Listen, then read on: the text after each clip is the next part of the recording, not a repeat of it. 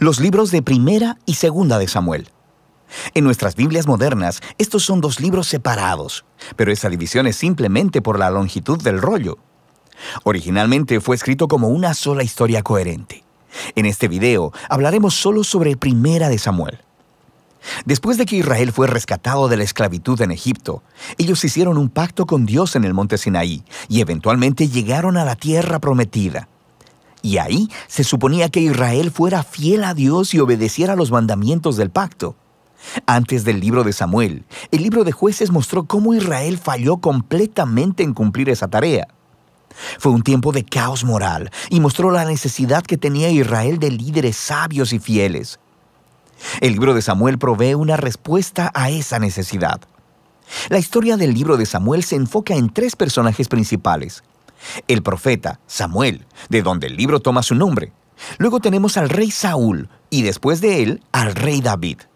Los tres hicieron que Israel pasara de ser un grupo de tribus gobernado por jueces a un reino unificado gobernado por el rey David en Jerusalén. Y el libro de Samuel tiene un diseño fascinante que entreteje la historia de estos tres personajes en 4 partes principales. Samuel es el líder clave y el profeta en la primera sección del libro, pero también juega un rol importante en la siguiente sección, que es la historia de Saúl, la cual se nos cuenta en 2 movimientos: la llegada de Saúl al poder y luego sus fracasos. Y la segunda parte trata sobre su caída y su trágica muerte. Y luego del drama de la partida de Saúl, se encuentra con la emocionante llegada al poder de David. Y luego, la historia de David se nos cuenta en 2 movimientos. Primero, él está sobre una ola de éxito, lo cual es seguido por su trágico fracaso personal en la lenta autodestrucción de su familia y luego de su reino. El libro concluye con un epílogo que reflexiona en toda la historia. Profundicemos y veamos cómo se desarrolla. La primera parte continúa describiendo el caos del libro de Jueces, y se nos presenta una conmovedora historia acerca de una mujer llamada Ana, y ella se lamenta porque nunca ha sido capaz de tener hijos. Y por gracia de Dios, ella finalmente tiene un hijo llamado Samuel, y en su gozo canta un asombroso poema en el capítulo 2. Y el poema trata de cómo Dios se opone al orgulloso y exalta al humilde. De cómo, a pesar de las tragedias y de la maldad humana, Dios está cumpliendo sus propósitos en la historia. Y también trata de cómo Dios un día levantará un rey ungido para su pueblo.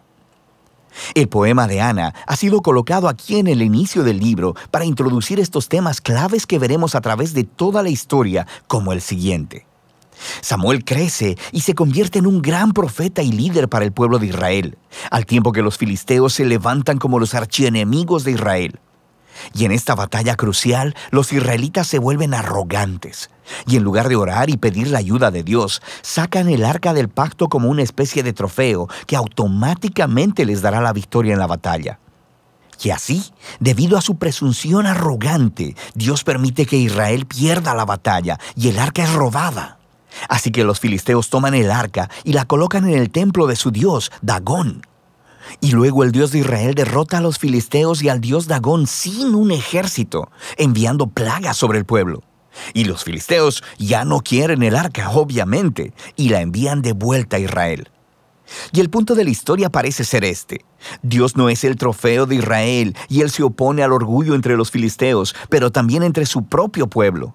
Y así, Israel necesita permanecer humilde y obediente si quiere experimentar la bendición del pacto de Dios, lo que nos lleva a la siguiente sección principal.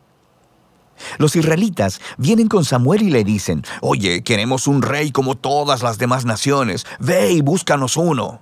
Y Samuel, un poco molesto, va y consulta con Dios, y Dios le dice: «Sí, sus motivos son malos, pero si quieren un rey, dáselos». Y así se nos presenta Saúl. Saúl es un personaje trágico porque empieza siendo muy prometedor. Es alto y bien parecido. Es el candidato perfecto para ser rey. Pero tiene fallas de carácter profundas. Es deshonesto, le falta integridad y parece incapaz de reconocer sus propios errores. Y estas fallas se convierten en su perdición. Él gana algunas batallas al principio, pero sus fallas son tan profundas que eventualmente se descalifica a sí mismo por desobedecer descaradamente los mandamientos de Dios. Así que el anciano Samuel confronta a Saúl y a Israel. Él le había advertido al pueblo de que solo serían beneficiados por un rey que fuera humilde y fiel a Dios. De otro modo, los reyes de Israel traerían la ruina. Así que le informa a Saúl que Dios levantará un nuevo rey para reemplazarlo. Y así comienza la caída de Saúl. Al mismo tiempo, Dios está trabajando detrás de escena para levantar a ese nuevo rey. Es un insignificante pastor joven llamado David. Es el candidato menos probable para ser rey. Pero la famosa historia de David y Goliat muestra que Dios no eligió a David por la posición de su familia, sino simplemente por su confianza radical y humilde en el Dios de Israel. De manera que esta historia encarna todos los temas del poema de Ana. Los orgullosos Saúl y Goliat son humillados, mientras que el humilde David es enaltecido. De aquí vemos a Saúl descender lentamente a la locura, mientras David llega al poder. David comienza a trabajar para Saúl como general, y está ganando todas las batallas, y también está ganando toda la fama. Y Saúl se pone celoso y empieza a perseguir a David, hostigándolo y tratando de asesinarlo. David no ha hecho nada malo, así que David simplemente huye y espera en el desierto. Y aquí vemos el verdadero carácter de David. Él tiene muchas oportunidades de matar a Saúl, pero no lo hace. Él simplemente confía que a pesar de la maldad de Saúl, Dios levantará un nuevo rey para su pueblo. Lo que también es interesante es que muchos de los poemas de David que encuentras en el libro de Salmos están ligados a este momento de su vida, y todos expresan la misma actitud de confianza. Y así que esta sección del libro termina con la espantosa muerte de Saúl después de perder una batalla con los filisteos. Primera de Samuel cuenta algunas de las historias más detalladas y bien narradas que encontrarás en la Biblia. Y los personajes Saúl y David son presentados de manera muy realista. Y el autor los está exponiendo como estudios de carácter para que puedas encontrarte a ti mismo en ellos. Así que en la historia de Saúl vemos una advertencia. Es crucial que reflexionemos en nuestras propias fallas de carácter y cómo nos dañan a nosotros y a los que nos rodean. Y con la ayuda de Dios necesitamos humillarnos a nosotros mismos y lidiar con nuestro lado oscuro para que la historia de Saúl no se convierta en la nuestra.